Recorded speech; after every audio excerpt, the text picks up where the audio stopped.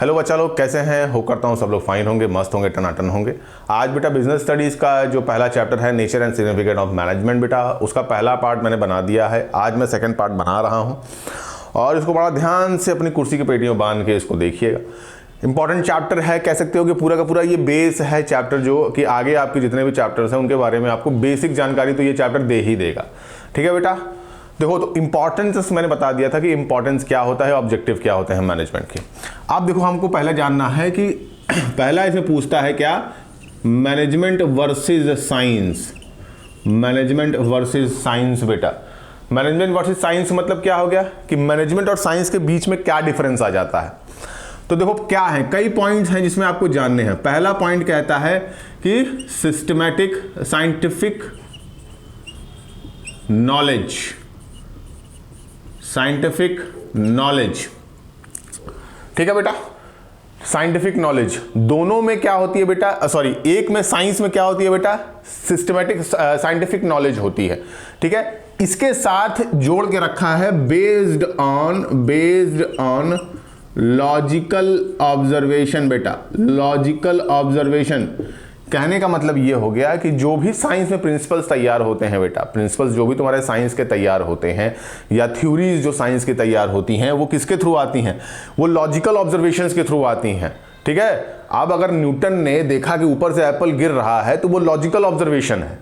ठीक है बेटा, कि हाँ एप्पल गिर रहा है तो ये ग्रेविटी काम कर रही है, तो ग्रेविटी की वजह से ऐसा है। ठीक है, मास का फॉर्मूला हो गया, उसके बाद से न्यूटन्स लॉ जो हो गए, तुम्हारे तीनों लॉ दिया है, एवरी फोर्स, थर्ड लॉ की अगर हम बात करें every force is equal and opposite reaction हो गया, तो ये लॉजिकल ऑब्जर्वेशंस पे आता है।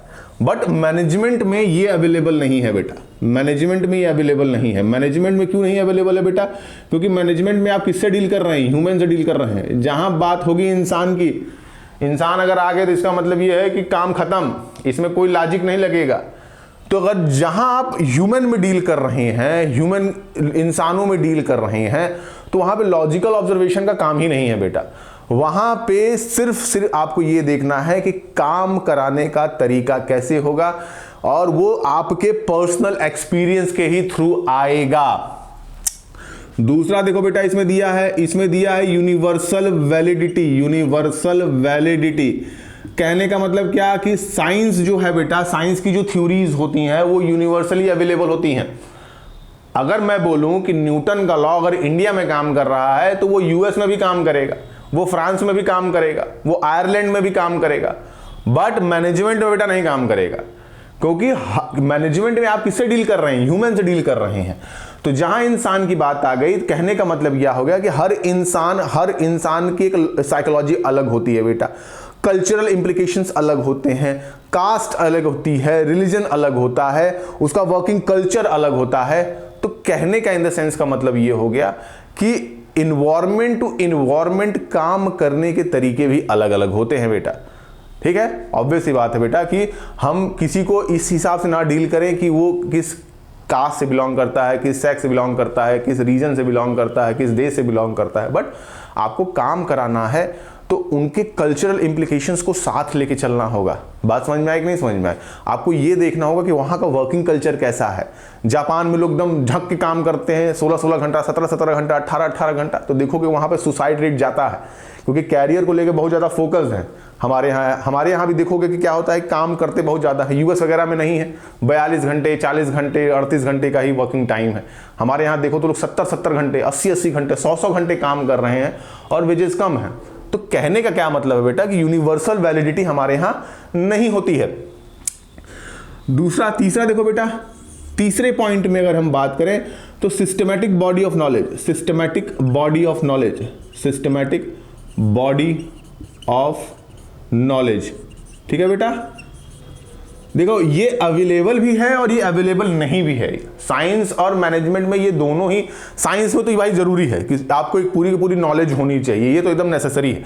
बट मैनेजमेंट में कहीं ना कहीं ये आता है और कहीं ना कहीं नहीं भी आता है।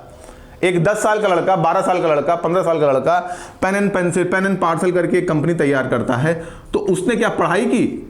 उसने कोई पढ़ाई की? नहीं पढ़ाई की ना। 15 साल का एक लड़का पेन एंड पार्सल तैयार करता है और क्या उसने पढ़ाई की? सिस्टमेटिक बॉडी ऑफ नॉलेज लिया? नहीं बेटा। बट एक 40 साल की औरत जिसने नायका खड़ा किया, क्या उसके पास नॉलेज थी? हो सकता है, नहीं भी हो सकता है। तो कहने का मतलब क्या हो गया बेटा कि हमको सिस्टमेटिक बॉडी ऑफ नॉलेज दोनों में ही मिल सकते हैं और नहीं भी मिल सकते हैं। मतलब साइंस में तो मिलेगा ही मिलेगा, ऑब्वियस सी बात। अब न्यूटन लॉ बना दिए, इसका मतलब ये था ना कि साइंस का लॉ नहीं मिला। आइंस्टाइन के पास नॉलेज थी, तभी तो बॉडी ऑफ नॉलेज थी ना उसके पास। उसके बाद से बेटा चौथा देखो, चौथा तुम्हारा आता है क्या? चौथे की बात अगर हम करें तो प्रिंसिपल बेस्ड ऑन एक्सपेरिमेंट बेटा, ठीक है। प्रिंसिपल किस पे बेस्ड होता है? एक्सपेरिमेंट पे होता है। बार बार करते हैं आप, तब जाके वो आपको मिलता है, उसकी नॉलेज आपको मिलती है, उस काम करने का तरीका आपको मिलता है। साइंस में भी यही होता है बेटा। कोई लॉ तैयार हो रही है, कोई थ्योरी तैयार हो रही है, तो उस पर बार बार एक्सपेरिमेंट किया जाएगा, बार बार उन चीजों को देखा जाएगा, समझा जाएगा कि क्या उससे हमको रिजल्ट मिल रहा है। तो यहां भी वही है बेटा, क्योंकि ह्यूमन रिसोर्स की बात कर रहे हो, ह्यूमन पे डील कर रहे हो, तो तुमको क्या होना चाहिए? पता होना चाहिए कि बार बार अगर किसी से हम काम कराएंगे, बार बार एक्सपेरिमेंट करेंगे, नए नए प्रिंसिपल्स को लगाएंगे, तभी हमको समझ में आएगा कि बेस्ट प्रिंसिपल कौन सा है हमको अपने काम को पूरा कराने के लिए। तो अगर मैनेजमेंट वर्सेस साइंस में देखें तो हमारे पास दो होते हैं, एक तो सिस्टमेटिक बॉडी ऑफ नॉलेज हो गया और एक हो गया प्रिंसिपल बेस्ड ऑन एक्सपेरिमेंट। दूसरा देखो बेटा, दूसरे पे अगर हम बात करें, दूसरे आता है management versus art. Management versus art में क्या है? पहला पॉइंट, इसमें भी क्या होता है बेटा? सिस्टमेटिक बॉडी ऑफ नॉलेज, ठीक, systematic body of knowledge. But क्या है बेटा? ये थ्योरेटिकल बेस पे है, थ्योरी की नॉलेज होती है। ये किस पे है बेटा? थ्योरी के बेस पे काम करेगा, तो इसमें थ्योरी की नॉलेज ज्यादा होती है। दूसरा अगर हम बात करें क्रिएटिविटी और पर्सनलाइज्ड एक्सपीरियंस, ठीक है बेटा। इसमें क्या होता है? क्रिएटिविटी होती है और पर्सनलाइज्ड एक्सपीरियंस होता है बेटा। क्रिएटिविटी बहुत जरूरी है, काम कराने के लिए क्रिएटिव होना पड़ता है। अगर हम आर्ट की बात करें बेटा, तो आर्ट में क्या होता है? आर्ट में जब तुम कुछ चीज क्रिएटिव करते हो, अगर तुम ड्राइंग बना रहे हो तो वो क्रिएटिविटी के थ्रू तो आएगी, तुम्हारे पर्सनल एक्सपीरियंस के ही तो थ्रू आएगी। दूसरा, उसकी थ्योरी नॉलेज होनी चाहिए कि नहीं होनी चाहिए, ठीक है। तुम किसी का चेहरा ही बना रहे हो तो कितनी सिमेट्री होनी चाहिए, कहां पे उसकी नाक बनानी है, कहां पे कान बनाना है, आंखों का लय क्या होगा, माथे का लय क्या होगा। तो मैनेजमेंट में भी यही है बेटा कि आपको बेसिक थ्योरी तो पता होनी चाहिए काम कैसे कराना है। दूसरा क्रिएटिविटी है और पर्सनलाइज्ड एक्सपीरियंस है बेटा। क्रिएटिविटी है भाई, आप खुद एक ड्राइंग तैयार करते हो तो उसमें क्रिएटिविटी आती है ना। एक घर तैयार करते हो उसमें क्रिएटिविटी आती है। एक तुम मान लो कि कोई सीनरी ही तैयार कर रहे हो, उसमें भी एक क्रिएटिविटी चाहिए। तो कहने का मतलब क्या हो गया कि मैनेजमेंट में भी एक क्रिएटिव होता है। लोगों से काम कैसे निकलवाओगे? तुम्हारे यहाँ जैसे एक एग्जांपल देता हूँ कि तुम्हारे यहाँ कोई लेबर है, वो बात ही तुम्हारी नहीं सुनता है, मगर तुम जानते हो कि वो लिटिल लेता है, तो तुमने क्या किया कि उसको कुछ लिटिल दे दिया। अब वो लिटिल लेके क्या करने लगा? काम करने लगा है। तुम्हारे यहाँ जैसे कोई एक लेबर आया, ठीक, और तुम काम करा रहे हो, उसको देख रहे हो, काम ही नहीं करता है, उसका मन नहीं लगता है। तुम क्या किए कि पता किए कि अरे यार कैसे काम करेगा ये, तो तुमको पता चलता है कि जनाब लिटिल लेते हैं। तो तुमने क्या किया कि 40 रुपए का फ्रूटी ले आए, उसको दे दिए। अब वो लिटिल लिया और साहब दम आपको जान हाजिर दौड़ के काम कर रहा है, आपको एकदम सर पे बैठा लिया। तो कहने का मतलब क्या होता है बेटा कि ये मैनेजमेंट में क्रिएटिविटी के थ्रू ही आता है और आप क्रिएटिवली अपने काम को करा पाते हो बेटा, ठीक है बेटा। अब देखो, तो ये दोनों ही इसमें तुमको मिल जाएंगे, सिस्टमेटिक बॉडी ऑफ नॉलेज भी मिल जाएगा, तुमको क्रिएटिविटी भी मिल जाएगी और पर्सनलाइज एक्सपीरियंस भी, ठीक है बेटा। उसके बाद की अगर हम बात करें मैनेजमेंट वर्सेस प्रोफेशन, तीसरा पॉइंट की अगर हम बात करें मैनेजमेंट वर्सेस प्रोफेशन की अगर हम बात करें, तो देखो प्रोफेशन में क्या हो गया बेटा। प्रोफेशन में अगर पहले की अगर हम बात करें तो well defined body of knowledge, well defined body of knowledge होती है बेटा, well defined body of knowledge, ठीक है बेटा।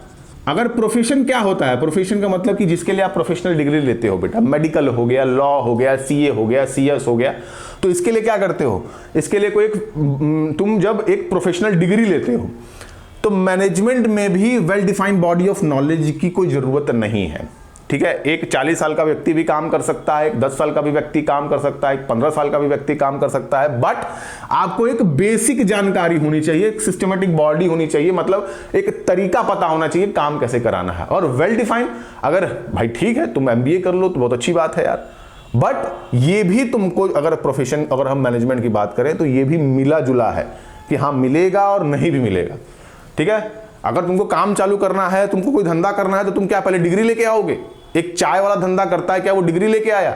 फॉर एन एग्जाम्पल मैं बोलता हूं कि MBA चाय वाला प्रफुल्ल बिल्लौरे अगर आता, उसने 4 साल पहले ठेला लगाया, ठीक है, तो अब जब ठेला उसने लगाया तो क्या उसने MBA की डिग्री ली? वो तो MBA का पैसा चुरा के वो तो ठेला चला रहा था।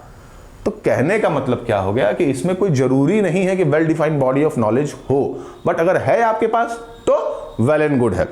ठीक है बेटा, आगे देखिए क्या है दूसरे अगर पॉइंट की अगर हम बात करें तो दूसरे पॉइंट में क्या आता है? दूसरे बात में आता है बेटा एथिकल कोड। एथिकल कोड होता है, एथिकल कोड होता है।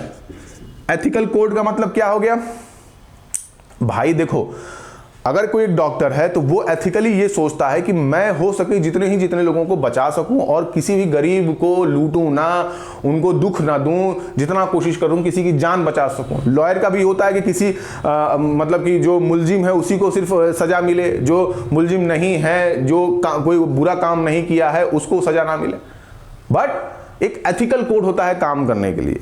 तो मैनेजमेंट में भी एक एथिकल कोड होता है बेटा कि आप अगर आपने लोगों से काम करा रहे हैं तो उनको सैलरी अच्छी दें, ठीक है, जो आप अगर प्रोडक्शन में हैं तो प्रोडक्ट अच्छा तैयार करें आप। बट ऐसा कहीं होता है क्या? कुछ नहीं होता है। पता चला तुम डॉक्टर के यहाँ गए, वो ऑपरेशन किया, ऑपरेशन करके तुम्हारा किडनी सिडनी निकाल लिया। लायर के यहाँ चले गए तो मर्डरिस्ट को बचा रहे हैं, रेपिस्ट को बचा रहे हैं। तो कहने का मतलब तो अब तो ये नहीं रह गया है अगर रियल वर्ल्ड की अगर हम बात करें। बट ठीक है, किताब में दिया है तो वेल एंड गुड है। ठीक है बेटा, उसके बाद से क्या होता है? तीसरा होता है बेटा प्रोफेशनलिज्म होता है यहाँ पे। Professionalism, professionalism, professionalism. ठीक है बेटा, प्रोफेशनलिज्म होता है। कहने का मतलब क्या होगा बेटा कि देखोगे कि इनके पास क्या होता है प्रोफेशनल एथिकल, मतलब एक तरह से क्या हो सकता है कि एक सिनेरियो तैयार होता है। अब कैसे बेटा? अब अगर हम लॉयर की बात करें तो लॉयर के पास क्या होते हैं बेटा? बार काउंसिल होते हैं ना, लॉयर के पास बार काउंसिल है, ठीक है, मेडिकल एसोसिएशंस डॉक्टरों के लिए है, ठीक है। तो अब हमारे पास भी मैनेजमेंट में भी प्रोफेशनलिज्म आ गया है। अब ऐसे क्या हुआ कि बड़े बड़े जो कंपनीज हैं वो एक प्रोफेशनल गैदरिंग कराती हैं, ठीक है, जिसमें वो जाके मिलते हैं, एक दूसरे से बात करते हैं, अपनी प्रॉब्लम्स को समझते हैं, प्रॉब्लम्स को देखते हैं। चौथा क्या है बेटा? चौथा है service motive. Service motive, service motive. Service motive का मतलब क्या हो गया बेटा कि देखो, अगर हम प्रोफेशन की बात करें तो प्रोफेशन तुम्हारा बात करता है सर्विस प्रोवाइड करने की। अगर भाई डॉक्टर तुमको सर्विस दे रहा है, एक टीचर एक सर्विस दे रहा है, एक लॉयर एक सर्विस दे रहा है। बट मैनेजमेंट का ये नहीं होता है। मैनेजमेंट का मेन ही मतलब होता है क्या? पैसा कमाना, रुपया, धन, करेंसी, जितना पैसा कमा सके उसी की ये बात करेगा।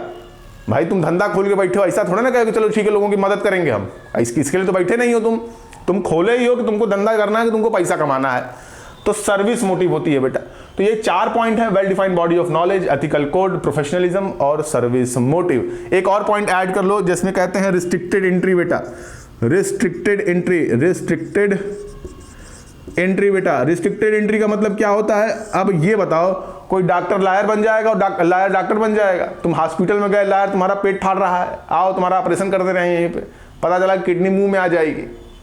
तो कहने का मतलब क्या हो गया कि ये अगर हम प्रोफेशनल कोर्सेज की बात करें या प्रोफेशन की बात करें तो इसमें एक रिस्ट्रिक्टेड एंट्री हो सकती है। डॉक्टर लॉयर नहीं बन सकता और लॉयर डॉक्टर नहीं बन सकता।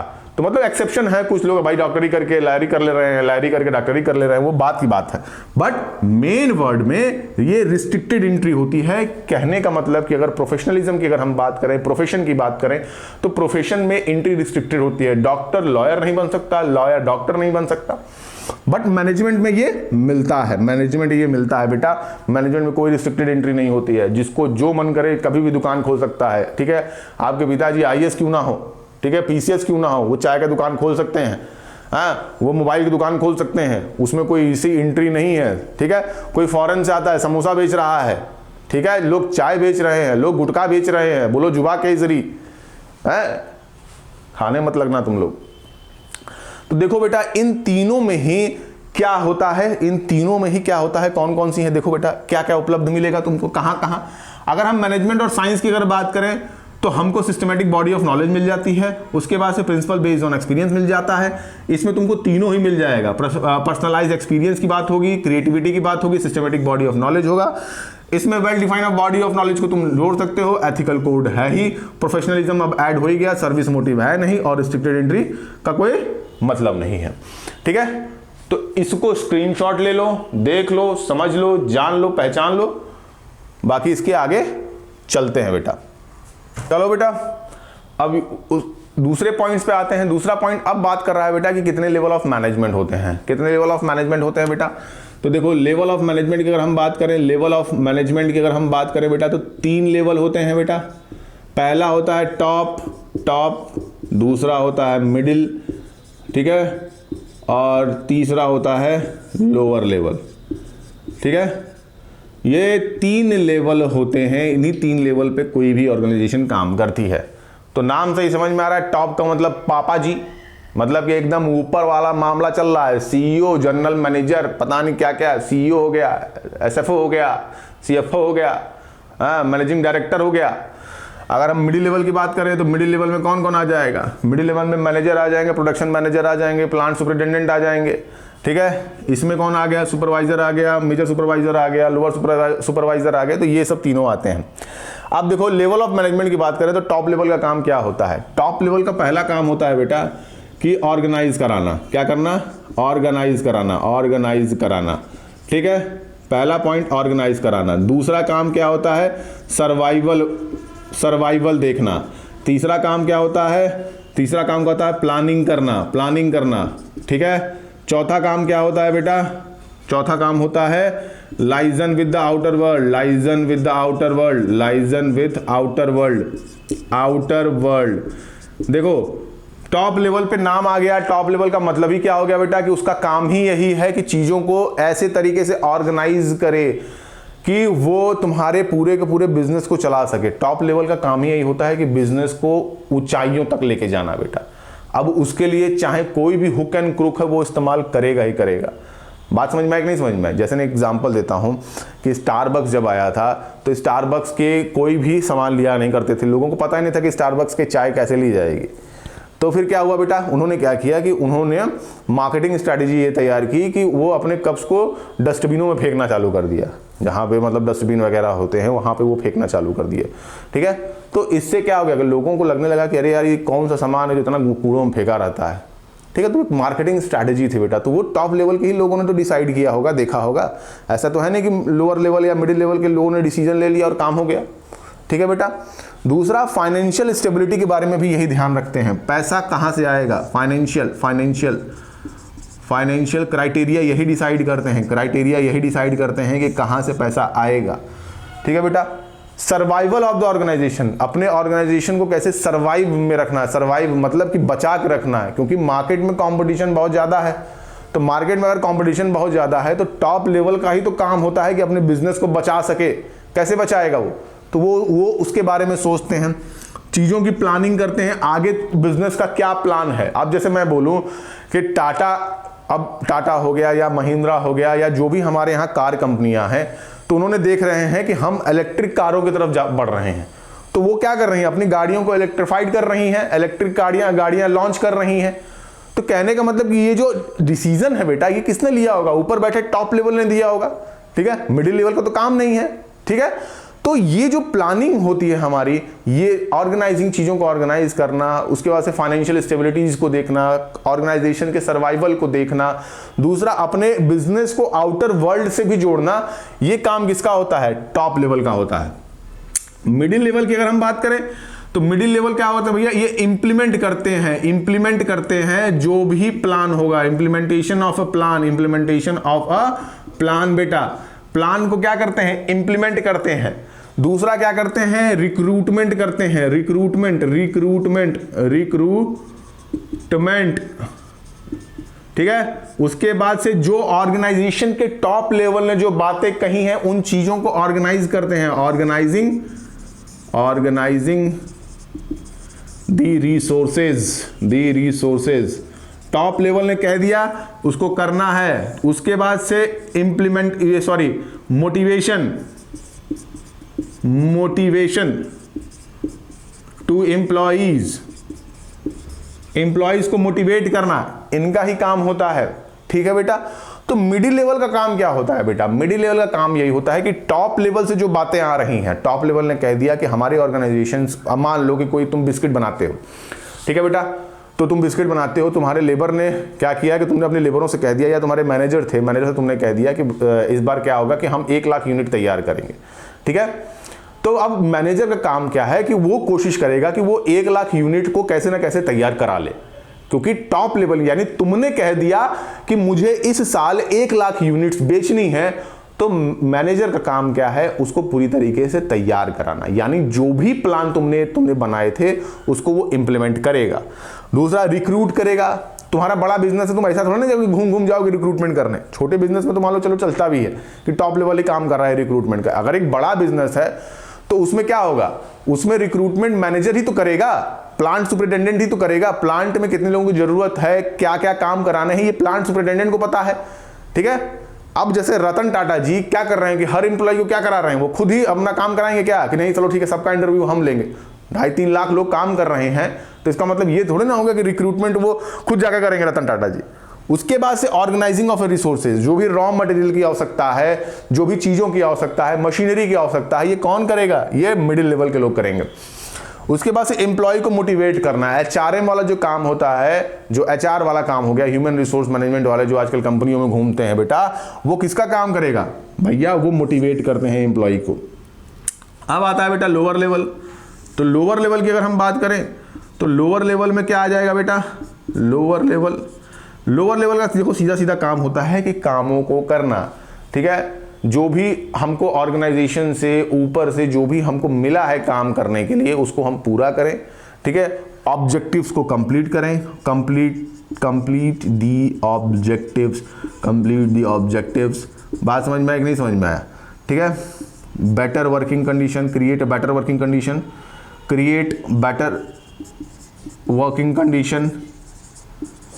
ठीक है, लड़ाई झगड़ा ना हो कंडीशन बेटा। ठीक, उसके बाद से आगे क्या है कि आपके मैनेजमेंट में जो इम्प्लीमेंटेशन हो रहा है, प्लानिंग का जो इम्प्लीमेंटेशन हो रहा है, लास्ट तक जाते जाते उसको कंप्लीट कराते कराते कौन हेल्प करता है?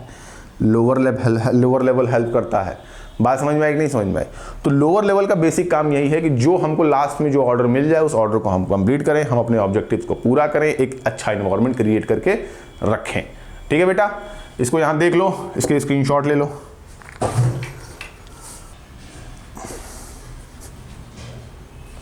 अब देखो बेटा, अब हमको बात करनी है कि इसके मैनेजमेंट के फंक्शंस के बारे में। मैनेजमेंट के फंक्शंस क्या होते हैं बेटा? मैनेजमेंट के 4 फंक्शंस होते हैं।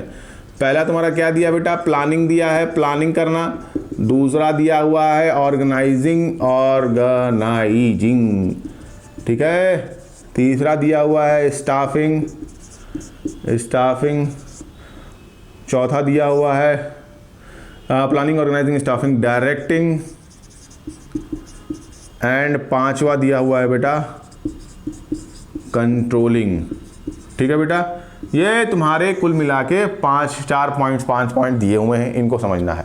देखो फंक्शन का मतलब क्या हो गया बेटा कि कैसे काम करता है मैनेजमेंट। पहले प्लानिंग इन द सेंस का मतलब ये है कि तुमको एक बिजनेस, मान लो मैं तुमको एक एग्जांपल देता हूं कि तुमको बिस्किट की फैक्ट्री डालनी है। किसकी फैक्ट्री डालनी है बेटा? बिस्किट की फैक्ट्री डालनी है।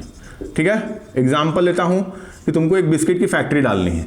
उसके लिए तुम सबसे पहले क्या करोगे? प्लान तैयार करोगे। प्लान इन द सेंस का मतलब कि तुमको पता होना चाहिए कि फैक्ट्री कहाँ पे होगी, कहाँ पे हमको लीज लेनी है, जमीन हम कहाँ पे लीज लेंगे।